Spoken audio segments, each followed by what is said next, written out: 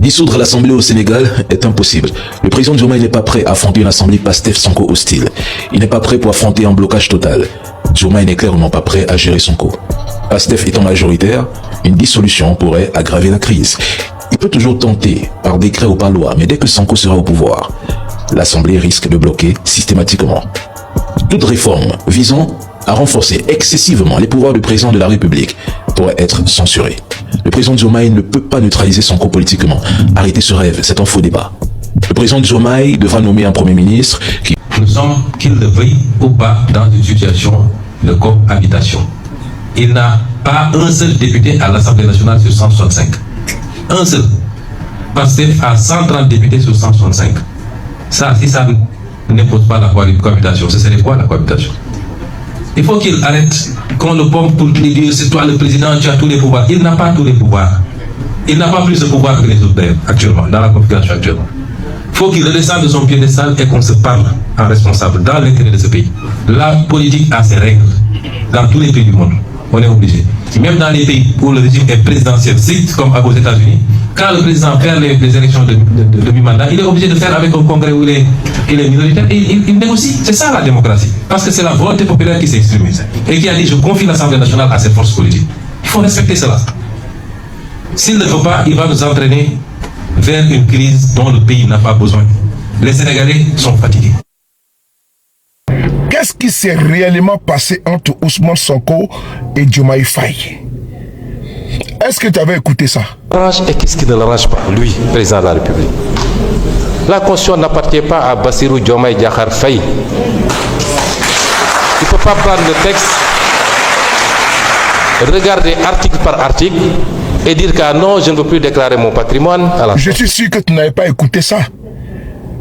Ousmane Sonko a profité pour expliquer, pour déballer l'incongruité, l'incohérence de Diomaye Faye.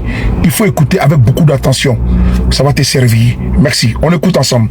Merci beaucoup. Je voudrais dire quelques mots à l'endroit des Sénégalais, puisqu'étant un témoin privilégié de tout ce processus depuis le début. Monsieur le ministre garde des Sceaux a rappelé le processus, d'autres l'ont fait. Ça n'a pas démarré avec le dialogue politique. Sénégal, le président Bassirou Diomaye Faye a officiellement informé l'Assemblée nationale de sa décision de soumettre le projet de révision de la Constitution à un référendum selon le ministre de la Justice, Moussa Sarr. Cette démarche permettra au peuple sénégalais de se prononcer directement sur la réforme constitutionnelle après son adoption par l'Assemblée nationale conformément aux dispositions de la Constitution. Cette décision intervient dans un contexte politique marqué par de vives tensions autour de l'examen de cette réforme. De l'arôme d'Adi pour aromatiser bien vos sauces. Je vous le recommande. L'actuel Premier ministre ne me pose pas de problème sur ce rapport. Au contraire, nous y aura du pouvoir de mon Est-ce que les Sénégalais vont nous et que je compte le renforcer parce que je veux être davantage aidé dans mes tâches pour plus d'efficacité et d'efficience. Les mettons. Nous me déranger. Moi, ñu me déranger parce que da doon menacer seen régime ba jëlee leen fi alhamdulilah parce que yàq ji bëri woon na ñu ngi koy jeexal ñoo continuer nag mënuñu ko muñ parce que lan moo tax dafa këpp seen yelwaan donc je m'attends pas à ce qu'il l'aime ni qu'il m'aime d'ailleurs parce que je ne m'efface pas c'est que je n'embrasse pas trop parce que qui trop embrasse mal étreint. Je veux plus d'efficacité. Moi, ñu bari ci ministre yi day ñëw naan ma way inauguration président kii j'ai dit non. Il faut que les ministres retrouver seen statut de ministre dem def yeneen inauguration bu ko mu am valeur. Sénégal, c'est comme ça que ça se passe. Jamono moo fi ñëw, on a eu un président qui mettait sa main dans tout et les gens l'interpellaient directement. Loolu kañ la fi am? C'est à partir de 2000, on interpelle directement le président de la République nangam alors que la solution boo ci interpeller le président bu le président. L'histoire du PASTEF avec peut-être encore un peu plus de parcimonie, je pense qu'on ne comprendrait pas ce qui se passe dans la tête qu'on appelle d'Ousmane Sonko. Ousmane Sonko, en fait, c'est lui qui fait Diomaye Faye. En réalité, dans sa tête, à lui, s'il n'avait pas été condamné, c'est lui qui aurait été le président du Sénégal. Est-ce que ça, les gens peuvent le comprendre? Et que Diomaye est un président par défaut. Merci. Diomaye est un président par défaut. C'est parce que lui, Ousmane Sonko, il avait justement sur lui le couperet judiciaire qu'il n'a pas pu se présenter. Sinon, autrement, le PASTEF, c'est l'Ousmane Sonko que les gens voient au PASTEF. À partir de cet instant, ce qui ne s'est pas dans sa tête depuis, mais c'est lui qui aurait dû être le chef de l'État. Et moi, je pense qu'il n'a jamais pu se départir en réalité de ce le problème. Et donc, sur le plan psychologique, il est en conflit avec lui-même. C'est tout. Il se sent président sans l'être de façon institutionnelle. Et donc, cela va créer naturellement, dans la gestion de tous les jours, ce que ça crée du service administratif de l'Assemblée nationale. Très rapidement, Monsieur le Président, faire quelques observations sur la pertinence ou non de la demande de ne pas délibérer qui a été faite par mon collègue qui vient de quitter la tribune. Monsieur le Président, vous me permettrez de faire un petit rappel. D'abord, dire à sa collègue que nous n'avons aucune leçon à recevoir de lui. Pour la bonne et simple raison, c'est à titre de rappel, en 2024, c'est lui-même qui avait fait une proposition de loi opérant report et prorogation du mandat du président de la République, et cela implique une révision de la Constitution. Et je dis bien, cela implique une révision de la Constitution. Donc, il avait fait une proposition de révision de la Constitution par voie parlementaire. C'est important de le préciser. Deuxièmement, on a parlé d'assises, on a parlé de concertation. Je dois, le devoir me le suggère, me l'oblige, lui rappeler qu'en 2024, lorsqu'il s'est agi d'organiser des assises sur la justice, lui, son menteur, son camp et son clan avaient boycotté. Moi, je ne crois pas au narratif du Premier ministre Ousmane Sonko quant au fonds politique. Pourquoi? Pendant 2 ans, la primature a bénéficié de fonds politiques 1,77 milliard, il ne les a pas refusés. Le problème est que la présidence a un budget encore plus important d'ailleurs, comme toutes les présidences, 231 milliards.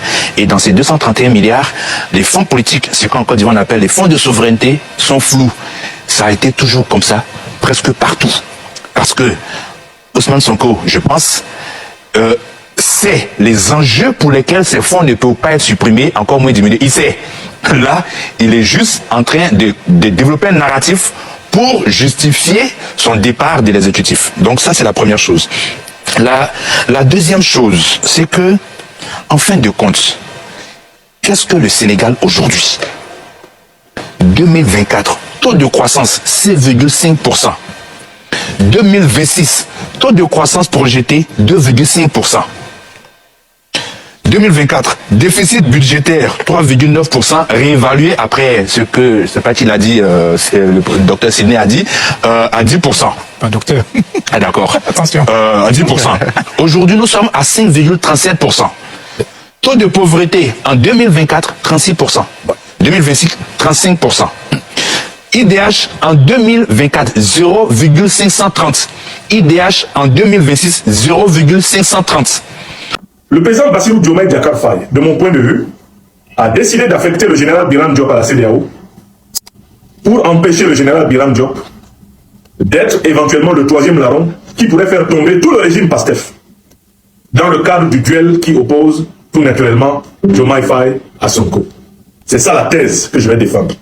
Quelles sont les preuves que cette affectation a pour but d'éloigner un officier général jugé trop encombrant? Un officier général qui constituait implicitement une menace. Un officier général qui manifestement était regardé par certains comme étant le véritable homme fort de Dakar. En quoi cette nomination est-elle une nomination qui correspond à une volonté de contrôler politiquement la situation au Sénégal? Écoutez mes arguments. Argument numéro 1. Le général Biram Diop n'a pas le profil du poste auquel on l'a affecté. Il n'a pas le profil du poste auquel on l'a affecté. Pour cela, je vais vous donner une simple analyse.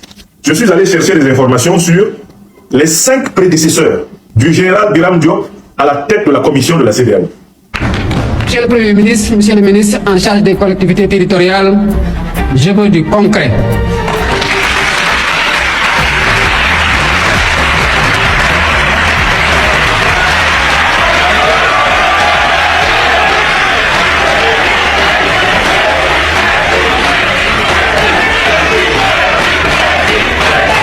Merci beaucoup.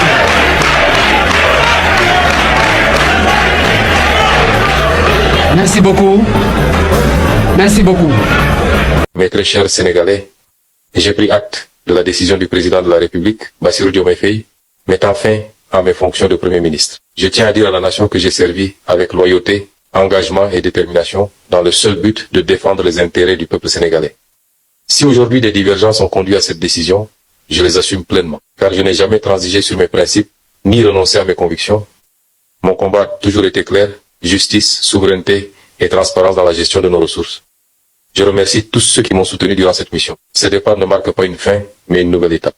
Je resterai debout, engagé aux côtés du peuple, pour poursuivre ce combat qui dépasse les fonctions et les postes.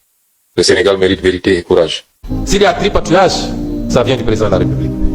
Parce qu'il a pris le texte, il a commencé à voir qu'est-ce qui l'arrange et qu'est-ce qui ne l'arrange pas, lui, président de la République. La Constitution n'appartient pas à Bassirou Diomaye Diakhar Faye. Il ne peut pas prendre le texte, regarder article par article et dire que ah non, je ne veux plus déclarer mon patrimoine à la sortie. Non, je veux être président de parti. Sur des engagements pris dans un dialogue politique, pris par le parti politique depuis plus de 10 ans. Des engagements que nous avons portés auprès du peuple sénégalais. Des engagements qui ont été transcrits par des spécialistes du droit en texte. Des engagements qui ont été repris par le comité. Au nom de quoi une seule personne peut se donner la latitude de faire un tri des dispositions qui lui conviennent et de celles qui ne lui conviennent pas. Cela est inadmissible. Le président n'est pas un pouvoir constituant. Le pouvoir constituant, il est là, c'est l'Assemblée nationale, quand il est dérivé, et il est dehors quand c'est un référendum qui est convoqué. Le président n'a pas convoqué un référendum, il n'a pas... Elle est avant tout une garantie fondamentale accordée aux citoyens. Elle est le bouclier du faible face au fort, du citoyen ordinaire face à la puissance publique, de l'accusé face à l'accusation. Elle est en somme la promesse que nul, si haut placé soit-il, n'est au-dessus de la loi, et que nul, si humble soit-il, n'est en dehors de sa protection. En effet, notre Constitution, en son article 88, consacre l'indépendance du pouvoir judiciaire. Cette disposition traduit une volonté politique ferme de faire de la justice une institution souveraine, imperméable aux critiques de quelque nature que ce soit, politique, économique et sociale. Quant à l'état de droit dans sa conception la plus aboutie, il repose sur l'effectivité du contrôle juridictionnel des actes du pouvoir. Cette exigence, les penseurs du droit l'ont formulée bien avant nous. Au 18e... Parce que pour Diomaye, sur le plan politique, au niveau de PASTEF, il ne pèse absolument rien. Il ne peut pas être gagnant sur le plan politique. Il n'y a pas d'issue. Si le congrès qui arrive le 6 juin, PASTEF va désigner Ousmane Sonko comme son président et aussi son candidat. Donc s'il naturellement, nous on l'a déjà dit, c'est que c'est une formalité. Je peux le dire, c'est une formalité pour nous en réalité, parce qu'on ne s'est jamais caché. On avait l'ambition qu'il soit président depuis 2024, il ne l'a pas été, donc on a dit que 2029, il sera notre candidat. Après, c'est aux Sénégalais de choisir. Ce serait prématuré de dire qu'il sera président. Mais en tout cas, nous nous battons pour ça. Ça, c'est la première chose. Donc ça veut dire que Diomaye sur le plan politique, parce que lors de ces sorties... Et vous serez prêt à affronter Diomaye Faye s'il est aussi ministre de candidature? Non, Diomaye, en fait, le sujet de Diomaye sur le plan politique, pour nous, c'est pas un sujet, parce qu'on a déjà notre candidat. Donc lui, c'est lui qui se bat sur le plan politique pour nous amener à revoir notre position sur son compte. Mais c'est-à-dire que c'est une bataille qui est déjà perdue d'avance. C'est pourquoi on est dans cette situation en réalité. Parce que pour Diomaye sur le plan politique, au niveau de PASTEF, il ne pèse absolument rien sur ce plan-là. Mais sauf que comme on l'a élu... Monsieur, la réforme constitutionnelle que nous examinons aujourd'hui ne doit pas être analysée sous le prisme des passions politiques ou des intérêts partisans. Elle mérite un débat serein, objectif et exclusivement fondé sur son contenu. Permettez-moi d'abord de rappeler un fait essentiel. Depuis l'indépendance de notre pays, le Sénégal a connu plus d'une trentaine de constitutions nouvelles ou de révisions constitutionnelles. À l'exception des constitutions de 1963 et de 2001, ainsi que des révisions constitutionnelles de 1970 et de 2016, toutes les autres modifications constitutionnelles ont été adoptées par la voie parlementaire, conformément à la Constitution. La révision constitutionnelle par voie parlementaire n'est donc ni une exception, ni une anomalie. Elle constitue un mécanisme normal permettant d'adapter nos institutions aux évolutions de notre société et aux exigences. Lui-même qui l'a dit dans une déclaration en tant que candidat, que le président de la République doit déclarer à l'entrée et à la sortie. Il l'a dit, les vidéos sont là. Nico constitution bi waxé article 37 que le président nouvellement élu dafa wara def déclaration de patrimoine ñu teg ci ne conseil constitutionnel da koy rendre public kon ça signifie que nit ñi soxla nañu xam président ñaata la am ak buy génn ñaata la am pour ñu xam ci diggante bu mu yoré lan la def. Lan la fi yokk. Mais qu'est-ce qui a changé entre-temps? Lui-même a dit dans les vidéos qui sont là, lorsqu'on était opposants, et nous tous nous le disions, que le président de la République ne peut pas être président de parti, parce que quand on l'attaque en tant que président de parti, on invoque son statut de président de la République. Boo nekkee institution raw institution yooyu doyu la ngay wàcc di suufel sa bopp di nekk un président de parti politique nekk ci clivage yooyu mais yenn saa yi sa war ma bu ñu ko xottee nga xam yow yaa ko ñu ko xotti. Qu'est-ce qui a pu changer? Qu'est-ce qui est arrivé à notre petit frère et président de la République Bassirou Diomaye Diakhar Faye? Qu'est-ce qui lui arrive? En quoi cela peut gêner? Nous, on déclare à l'entrée et à la sortie. Moi, j'ai déclaré en tant que Premier ministre. J'ai 3 mois pour déclarer à la sortie. Et je vais déclarer la semaine prochaine. Pourquoi le président de la République ne déclarerait pas à l'entrée et à la sortie? Quel est le problème? Cette constitution, cette réforme est l'une des plus consolidantes. L'une qui nous permet de faire des pas de géant dans le perfectionnement de la démocratie. Je ne reconnais plus absolument Bassirou Diomaye Diakhar Faye. Et plus on avance, plus ce gars sombre dans ses contradictions. Là, il y a un projet de constitution au Sénégal. Il y avait des propositions de loi. Mais venez, je vous explique les amendements du président. Les amendements qui contredisent totalement tout le discours qu'il a eu depuis son temps d'opposant et depuis même, je peux dire, jusqu'à 2 ans après sa magistrature. Maintenant, lui, on parlait de président de parti, président de coalition, président de la République. Il disait que, dans une loi qu'il a même proposée lui-même, on ne peut pas être président de la République et être président d'une coalition ou d'un parti politique. Sa propre proposition, il y a 2 mois, c'est ce qu'il disait. Maintenant, le projet de loi arrive à l'Assemblée nationale, il demande à son ministre de l'Intérieur de faire un amendement pour que cela soit enlevé. Ça, c'est une première contradiction. Une deuxième contradiction, Diomaye, son Excellence, dit que la reddition des comptes, c'est-à-dire, je veux dire, la déclaration de patrimoine. Les DG doivent faire des déclarations de patrimoine. Les ministres. L'espérons encore, parce qu'il ne sera jamais trop tard pour revenir à l'essentiel, pour revenir à ce qui fait son âme politique. Je ne pense pas qu'il ait pu autant varier en si peu de temps. En quoi ça peut gêner le président de la République? Lui-même qui l'a dit dans une déclaration en tant que candidat, que le président de la République doit déclarer à l'entrée et à la sortie. Il l'a dit, les vidéos sont là. Qu'est-ce qui a changé entre-temps? Lui-même a dit dans les vidéos qui sont là, lorsqu'on était opposants, et nous tous nous le disions, que le président de la République ne peut pas être président de parti, parce que quand on l'attaque en tant que président de parti, on invoque son statut de président de la République. Qu'est-ce qui a pu changer? Qu'est-ce qui est arrivé à notre petit frère et président de la République, Bassirou Diomaye Diakhar Faye? Qu'est-ce qui lui arrive? En quoi cela peut gêner? Nous, on déclare à l'entrée et à la sortie. Moi, j'ai déclaré en tant que Premier ministre. J'ai 3 mois pour déclarer à la sortie. Et je vais déclarer la semaine prochaine. L'affrontement Ousmane Sonko, Diomaye Faye au Sénégal, la famille.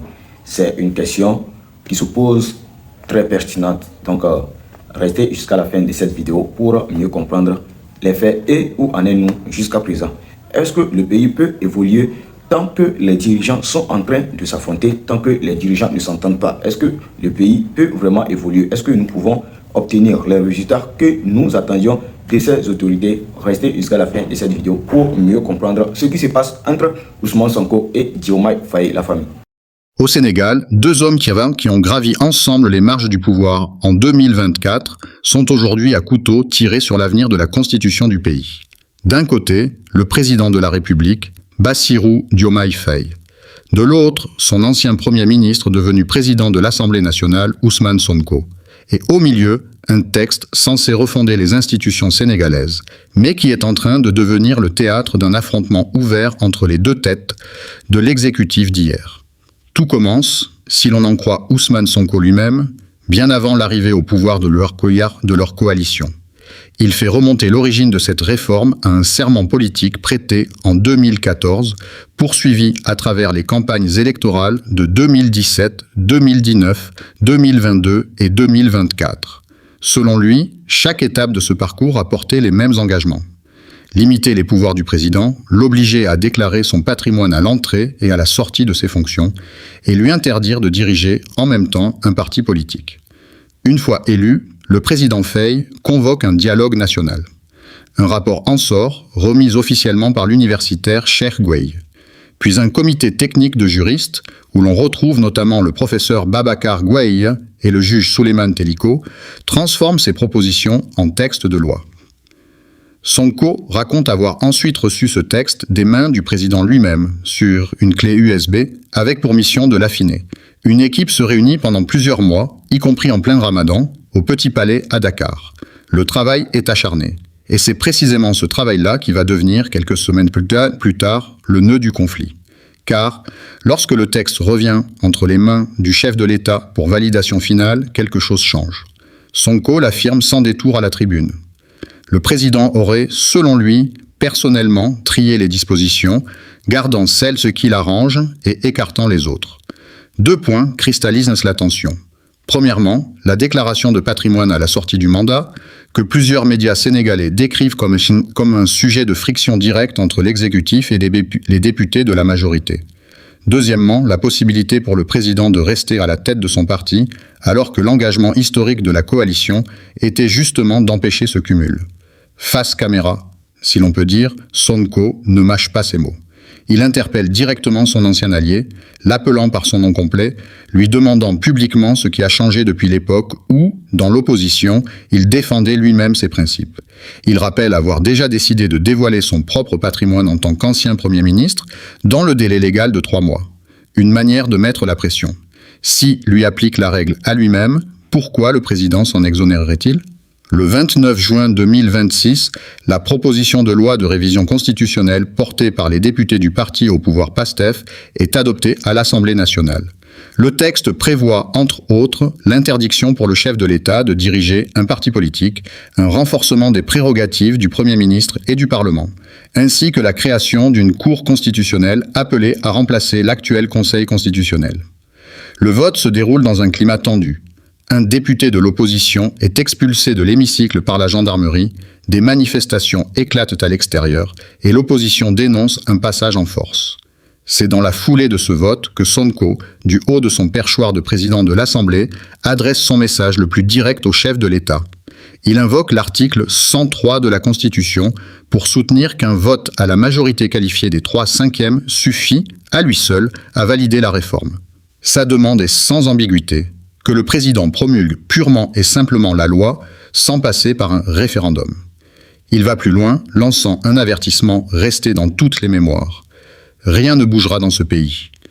Une phrase qui se veut rassurante sur la stabilité du Sénégal, mais qui sonne aussi, pour beaucoup d'observateurs, comme une mise en garde à peine voilée adressée à la présidence.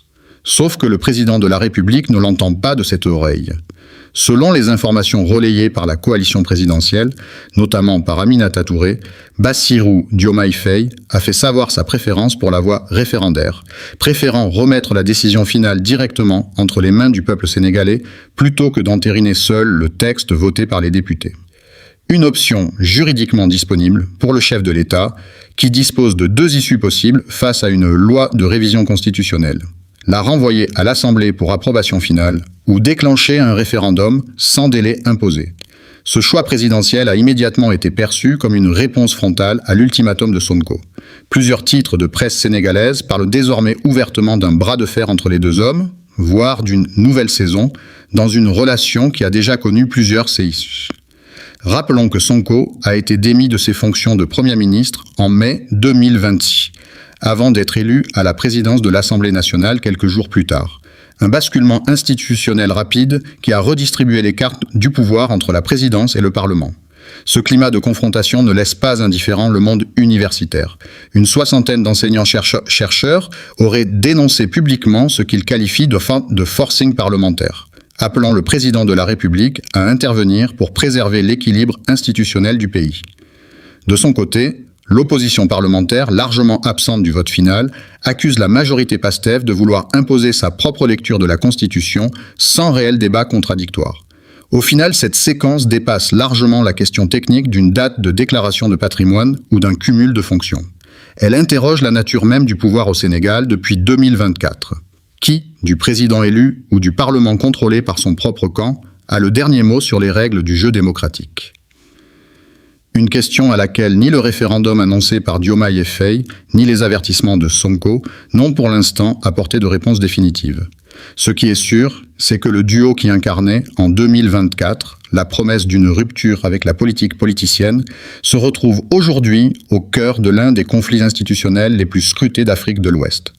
2 juillet 0h45, au Lavib. La partie précédente s'arrêtait sur un ultimatum. Ousmane Sonko demandant à Bassirou Diomaye Faye de promulguer directement la réforme constitutionnelle sans détour par les urnes. La réponse du président est tombée le jour même dans l'hémicycle, portée non pas par lui en personne, mais par son ministre de la Justice, Moussa Sarr. Le message est clair. Le chef de l'État a choisi, en vertu de l'article 103 de la Constitution, de soumettre le texte à un référendum populaire. Aucune date précise n'a encore été communiquée. Ce choix a immédiatement été interprété comme un désaveu direct de la stratégie de Sonko. Interrogé sur cette annonce, le président de l'Assemblée nationale n'a pas caché son opposition. Il a réaffirmé sa position. Selon lui, un vote parlementaire à la majorité qualifiée suffit à valider la réforme. Et il continue de réclamer une promulgation pure et simple, sans consultation populaire supplémentaire. Mais au-delà du duel juridique sur l'article 103, c'est une bataille politique plus large qui s'est ouverte. Le lendemain de l'annonce, le Parti démocratique sénégalais, l'un des partis historiques de l'opposition, a pris position. Il a annoncé soutenir la tenue du référendum voulu par Diomaye Faye, tout en appelant ses militants à voter non le jour venu. Le parti va plus loin dans sa communication, accusant Ousmane Sonko de chercher à provoquer une crise institutionnelle et employant même l'expression de tentative de coup d'État institutionnel pour qualifier la démarche du président de l'Assemblée. Le parti a également dénoncé des violences ayant visé un député de l'opposition pendant la séance houleuse du vote. Du côté de la majorité présidentielle, plusieurs analystes et éditorialistes sénégalais ont proposé une autre lecture des événements, plus fine que le simple duel juridique. Pour plusieurs commentateurs, ce référendum ne serait pas tant une question de procédure constitutionnelle qu'un test grandeur nature de popularité personnelle pour Bassirou Diomaye Faye. Depuis son arrivée au pouvoir en 2024, une petite musique circule dans l'opinion sénégalaise, celle d'un attelage à 2 têtes où le véritable centre de gravité politique resterait Ousmane Sonko, capable de fixer le rythme et de mobiliser la base militante du parti au pouvoir. En choisissant de retourner devant les électeurs plutôt que de simplement promulguer la loi votée par sa propre majorité parlementaire, le président chercherait ainsi à démontrer qu'il dispose, lui aussi, d'une légitimité populaire propre, indépendante de celle de son ancien Premier ministre. Le paradoxe n'a pas échappé aux observateurs. Un président qui dispose d'une majorité confortable à l'Assemblée choisit malgré tout de repasser devant le peuple, alors que d'autres réformes tout aussi importantes n'ont jamais fait l'objet d'une telle exigence référendaire. Une décision qui, selon certains analystes, en dit plus sur les doutes de Diomaye Faye quant à la solidité de son propre capital politique que sur un attachement de principe à la démocratie directe. Pendant ce temps, une autre bataille se joue en coulisses, presque symétrique à celle du référendum. Le Conseil constitutionnel a été saisi pour se prononcer sur la légalité même de l'élection d'Ousmane Sonko à la présidence de l'Assemblée nationale. Autrement dit, au moment même où Sonko conteste la nécessité d'un référendum sur la Constitution, c'est sa propre légitimité institutionnelle à la tête du Parlement qui se retrouve, elle aussi, sous le regard des juges constitutionnels. Ce climat de confrontation, à peine 2 ans après une alternance présentée comme une rupture avec les pratiques politiques du passé, interroge désormais la plupart des commentateurs sénégalais. Si le oui l'emporte largement au référendum, le président Faye pourra se prévaloir d'un mandat personnel renforcé face à son propre camp. Mais si la participation reste faible ou si le résultat est plus serré que prévu, ce scrutin voulu pour asseoir son autorité pourrait au contraire confirmer aux yeux de l'opinion que le véritable moteur du changement au Sénégal continue de se trouver du côté de son ancien Premier ministre. Un référendum censé trancher un débat constitutionnel pourrait donc, in fine, en révéler un autre bien plus personnel, celui de savoir qui, entre les deux hommes qui ont porté ensemble l'espoir d'une rupture en 2024, incarne réellement l'avenir politique du pays.